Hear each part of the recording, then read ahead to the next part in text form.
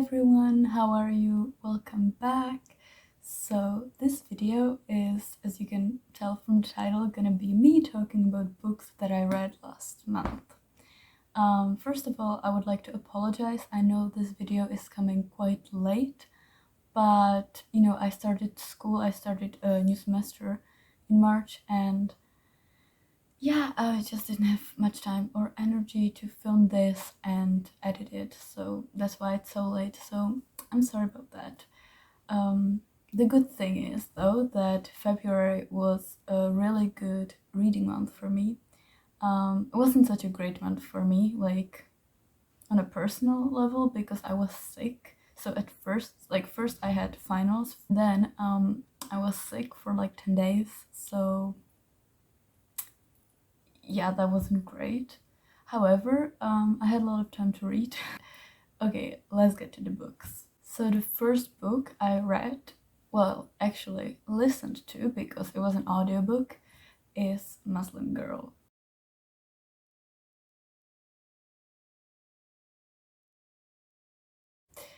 So, I've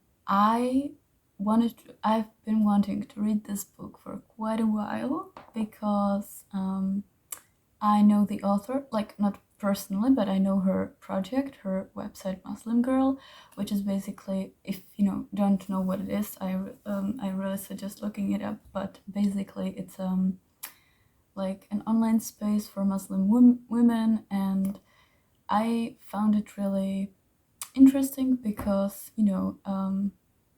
I only knew about Muslim women from the stereotypical media, and that wasn't a great representation, so this was so much better.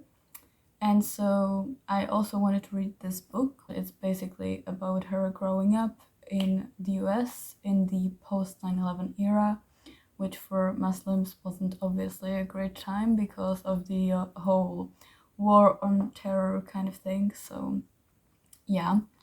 And I mean, I knew it wasn't a great time for them, obviously, but it was still really important, I think, for me to read this and to or hear it, to hear it from the person who experienced it, actually.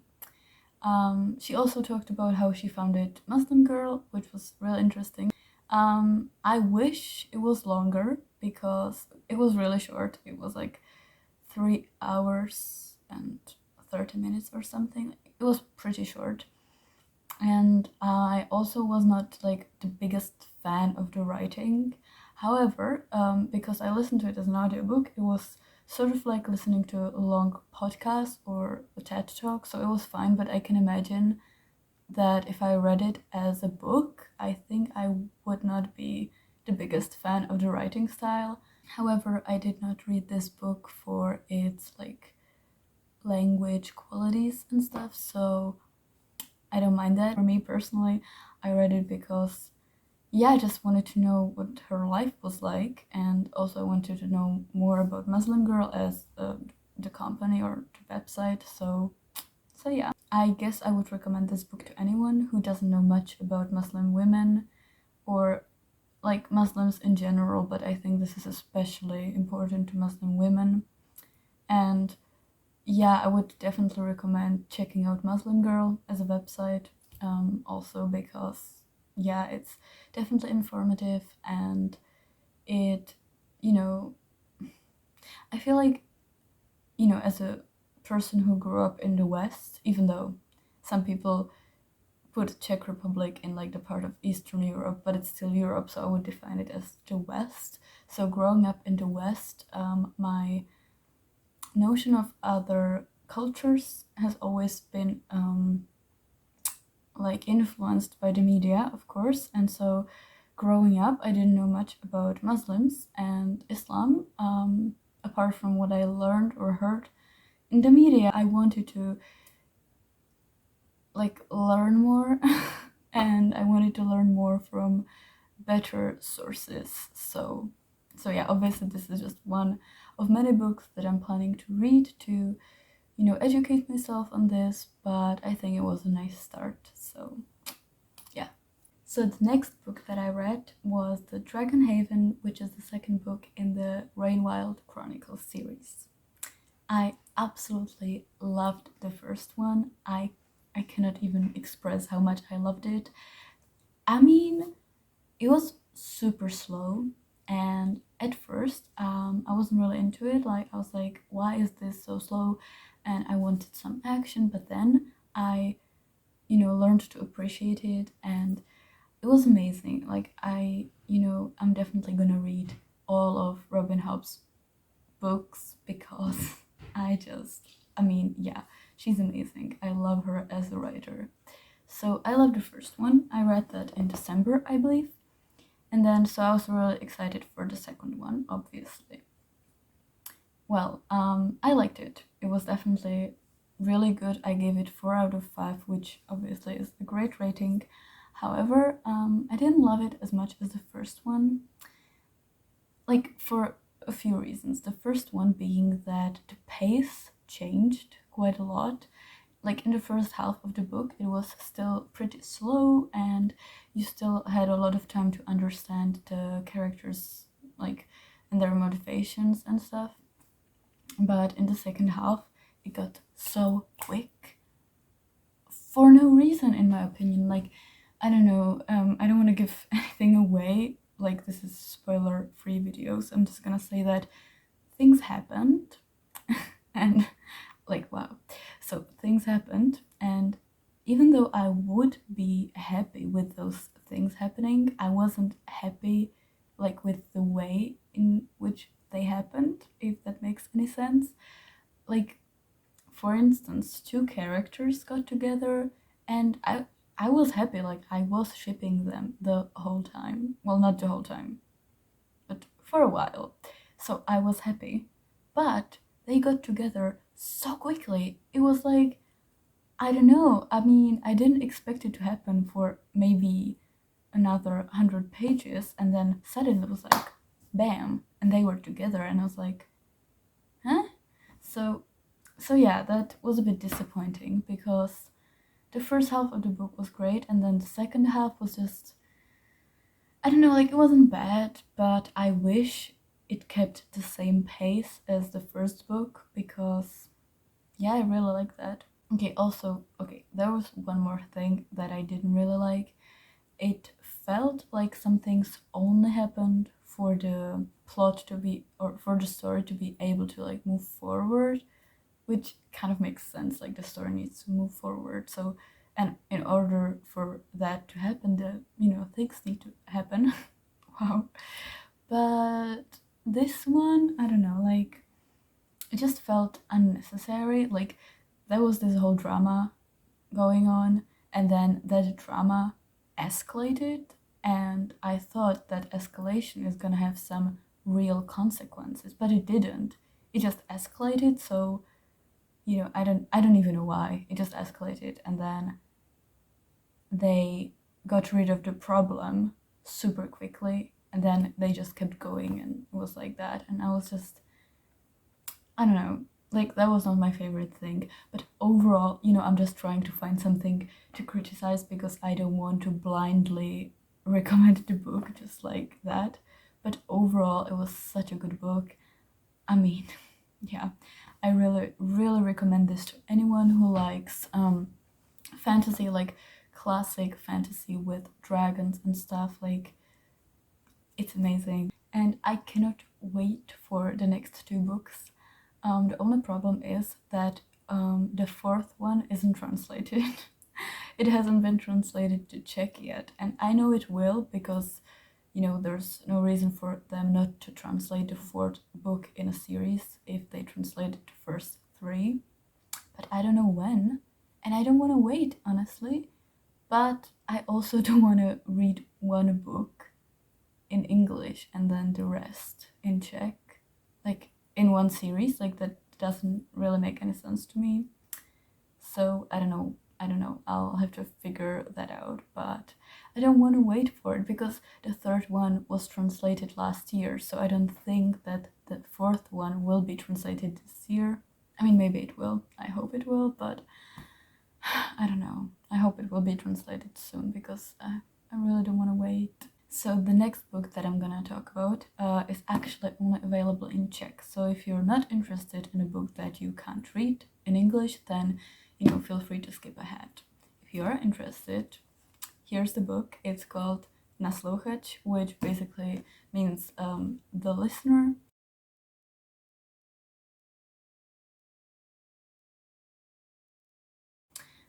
It's sort of like a dystopian fantasy, I would say, maybe a bit of sci-fi as well. I would categorize it more as a fantasy, but I don't know. I don't like these strict like categories for or genres. So yeah. Anyway, it's a great book. That's all you need to know.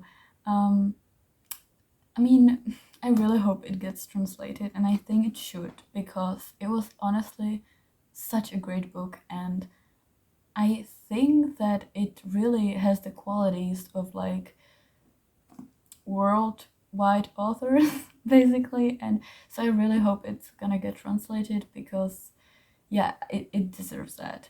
So, what I really like about this book is the world and the idea, like there's the whole idea with the like magical stone that provides electricity. That I really like that. I think that's a great idea.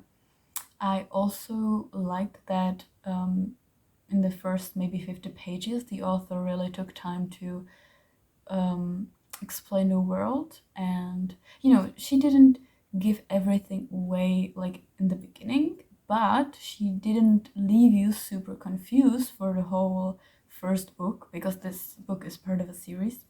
So I really like that she explained it bit by bit, um, because in the prologue I was so confused. I was like, what is going on? What does this word mean? And I was just so confused.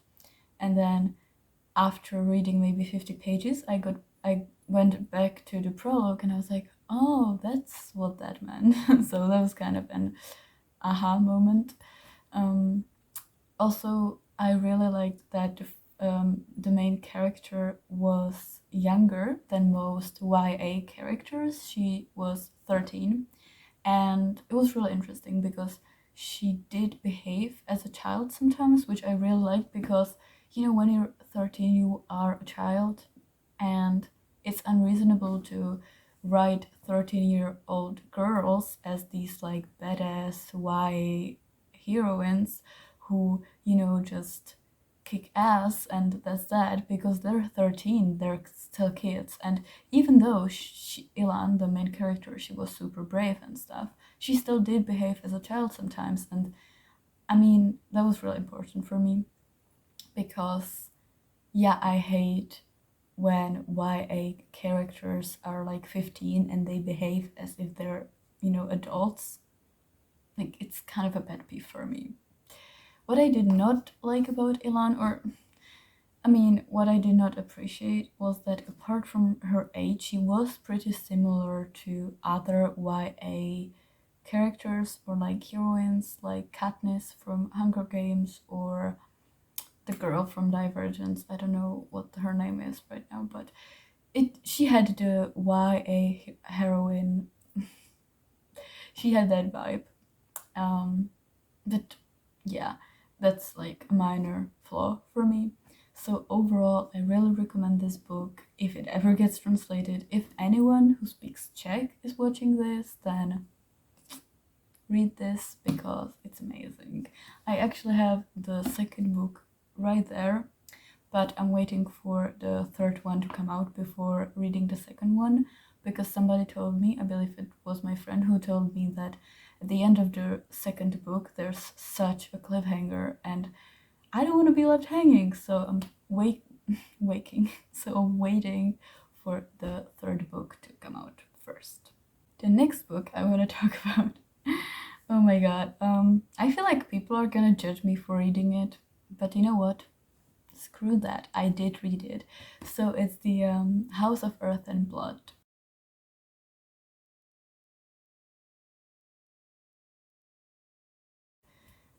I read this when I was sick, and it has almost 800 pages, and I finished it in 3 days. Wait, no, 2 days actually. Um, I think that tells you everything you need to know, basically. Like, I cannot tell you much more about this book because I honestly devoured it. So I didn't really have any critical thinking going on when I was reading it because, I felt really sick. I felt really, really bad, both physically and mentally. And I literally, like, all I wanted from this book was escapism. Like, all I wanted is to be sucked into a world where I'm not sick and I can, like, read about things that are so cool and, like, catchy that I don't have to think about the fact that I feel like shit. So, and the book did provide me with that, and I am incredibly grateful because, yeah, I really needed that. Um, but yeah, as I said, I cannot really tell you anything about it in terms of how well it was written or if the plot made any sense because honestly, I'm not sure. I might have even been a bit delusional while reading it because I think I had a bit of a fever, so yeah. But what I'm gonna say is that I love the fan arts for Bryce and Hunt. Those are the two like main characters, basically. I love the fan arts. Honestly, those are beautiful. So the last book I'm gonna talk about is The Mountains of Silence.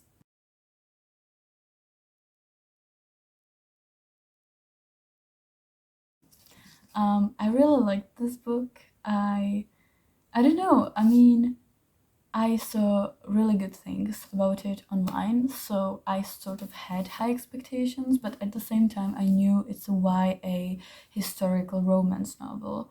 So I don't know, when I read historical novels, they're usually not YA.